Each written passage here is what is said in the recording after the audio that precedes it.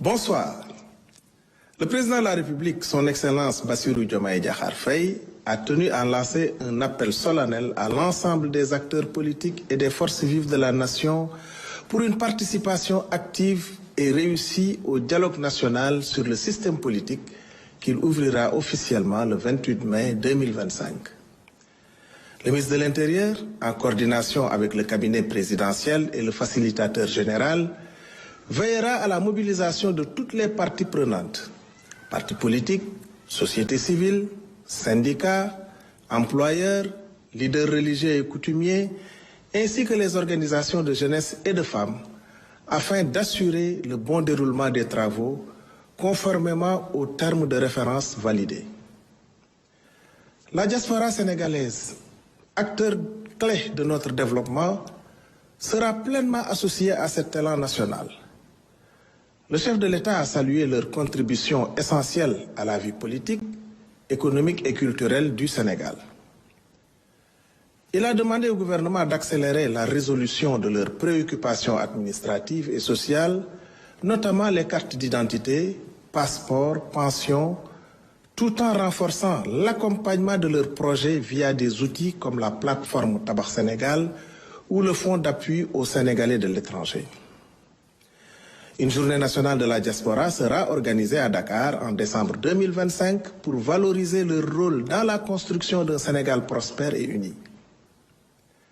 Sur le plan économique, le débat d'orientation budgétaire à l'Assemblée nationale avant fin juin 2025 devra présenter la nouvelle stratégie de l'État en accélérant les réformes pour une transformation durable. Le Premier ministre, M. Ousmane Sonko, pilotera la préparation de ce cadre en lien avec les ministères concernés pour garantir la transparence et l'efficacité. Enfin, le président de la République a insisté sur l'organisation du Forum Invest in Sénégal prévu les 7 et 8 octobre 2025 pour attirer les partenariats win-win et sur la campagne de commercialisation de l'anacarde où le gouvernement devra mobiliser tous les moyens logistiques et sécuritaires tout en soutenant la transformation locale pour relancer cette filière stratégique. Le Premier ministre Ousmane Sonko a quant à lui tenu à rappeler l'importance nationale de la fête de la Tabaski, un événement religieux majeur.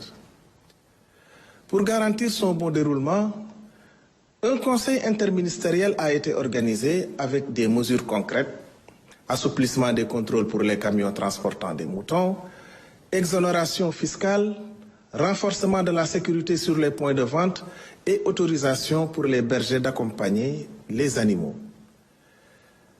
Le Premier ministre s'est félicité de la bonne application de ces directives et a demandé aux ministres concernés de veiller à leur respect sur tout le territoire.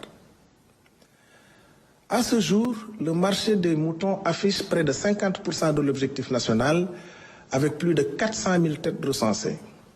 Les points de vente sont bien aménagés et les marchés de l'oignon et de la pomme de terre restent stables.